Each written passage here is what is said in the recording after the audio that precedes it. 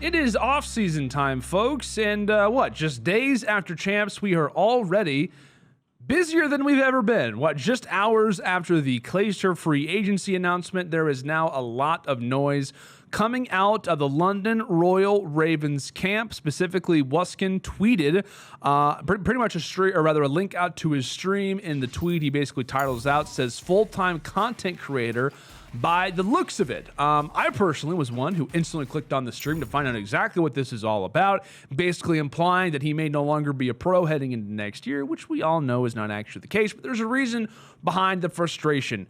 Now, many were and are still under the impression after watching his stream, or at least the beginning of it, and after hearing a ton of different quotable moments that Wuskin made known, that he and the rest of the Royal Ravens are now free agents. We'll go and take a listen to a few of those sound bites. What are you saying, stream? I ain't trolling. I'm not trolling. Just how things work.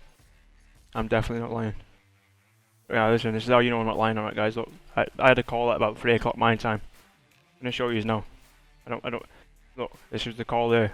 No. That's all I need to show you. Oh yeah. There you go.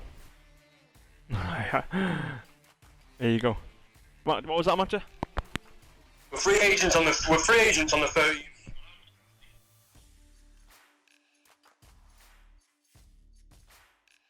My bad, stream. I was on the phone. It ain't cap. It ain't. You'll find out on the 13th, guys. It ain't cap. It ain't. You'll find out on the 13th.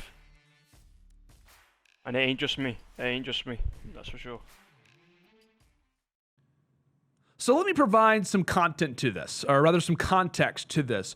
To my knowledge, many players coming into franchising signed what is called a 1+1 contract. Now, without getting into too much detail, because there's really no reason for it, often that means that players have what is called a player option to sign moving into next season, meaning that they get to choose whether or not they stay. Now, that player option sometimes is guaranteed, sometimes it isn't. There is not a whole lot of things known about that, but from what's been told through the grapevine, from what we've heard from players, 1-year deals were very common, 1+1 deals were even more common.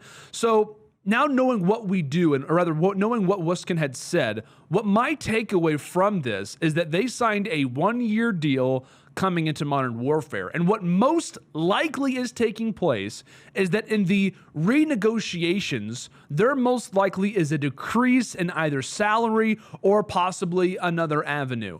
Because something is causing all the Ravens players, Wuskin specifically, he and Scraps talked on the phone, you've already seen it, something is causing for these players to call themselves free agents, right? And that rings to me 1-year deal, right? You're obviously free agents after 1 year. You sign with the London Royal Ravens. You were on different teams. It only makes sense. Now, what I believe is taking place is that they are being given new or adjusted contracts coming into next year, and they now have the option to re-sign or look elsewhere. And given the maybe next contract, or maybe given what wasn't probably maybe previously guaranteed, there is a reason why they aren't happy about this. Now, this does look scary a little bit if you are a London fan, right? I mean, clearly you have at least your starters who aren't happy with the current situation. You've got some big names on this team. They're clearly interested in hearing what could be available. We saw Jared, just days ago, tweet out that he is an unrestricted free agent. There are, or rather, I'll say this,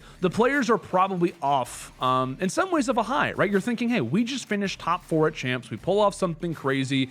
And now with all of the insane drama that's happening, very quickly, literally hours after the champs' victory is crowned for the Empire, things are starting to go nuts. But from an organization now moving to 4v4, something has to happen, right? These organizations and the change up from 5v5 to 4v4, it is not just a game thing that is going to take place between the players. It is also an organizational change that is also going to take place. Because either, you have to think about this, either player value rises or it decreases unless we see some sort of stability restrictions. Because let's say you have, let's give an example.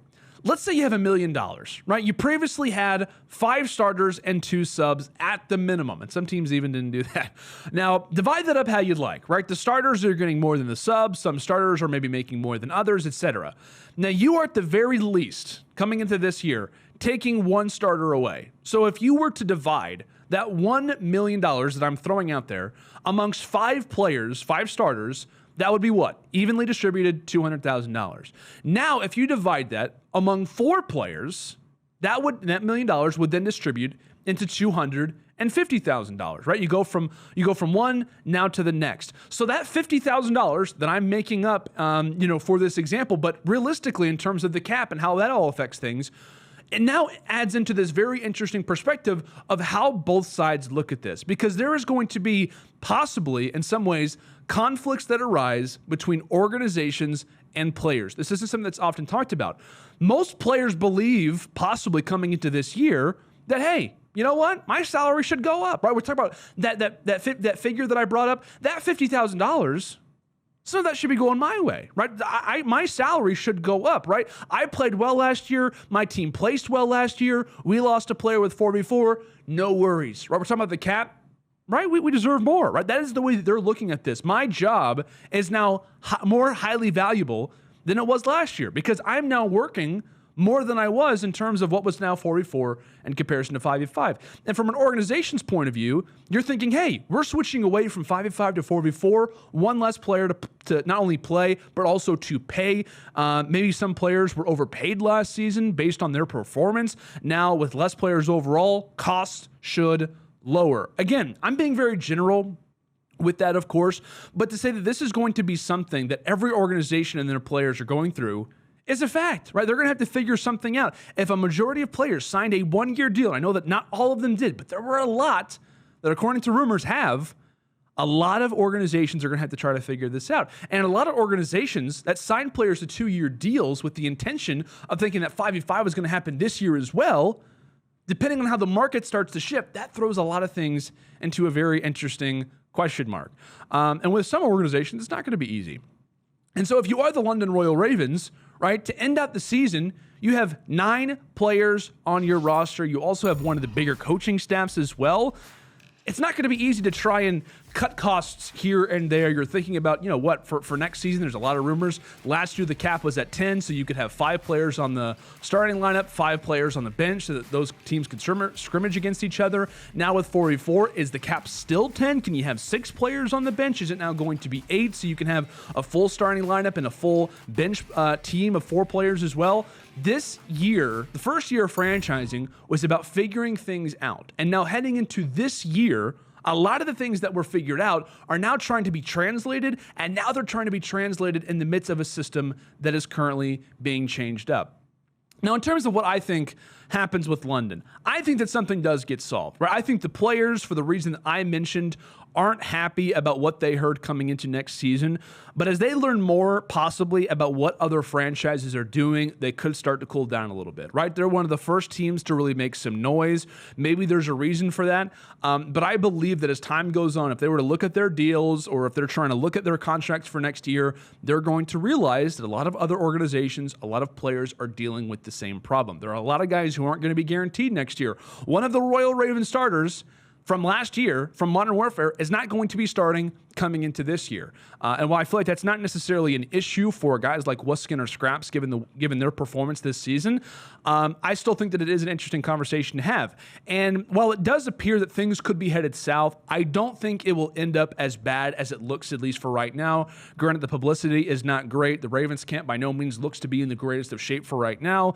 There were a lot of rumors talking on, the Battle of Europe was an interesting thing this year. We only have 2 European teams in the CDL. Maybe that could be Paris Legion's opportunity to take what I labeled as the EU All-Star team. Maybe that could be their opportunity to go ahead and grab some talent rather than grabbing a lot of the kind of under-the-radar players that they did last season. So again, there are a lot of interesting, I guess you'd say there are a lot of interesting things to look at for right now, but I think for the Ravens, given their current circumstances, I don't think it is as bad as it looks, and I do think that there is something that does get solved, if you will. I think that we talk about the Twins, we talk about this team in general. I think they want to represent London. This is their team. The way that this franchise works, it seems as if they want to be all EU all the time, and I think they're only going to continue to reign that way. But again, you have a lot of interesting free agents that are now starting to roam around a little little bit. There's been a lot of talks on Clayster. There's a lot of talks on, guys like Dashy and Gunless. There are a lot of very intriguing pieces that could be out there for now, and it's just a matter of time before what we see happens with the Ravens. But, eyes are currently being raised. We'll see what happens with the Ravens. I just don't see that currently being too much of an issue given the big scare that the Ravens camp endured just yesterday.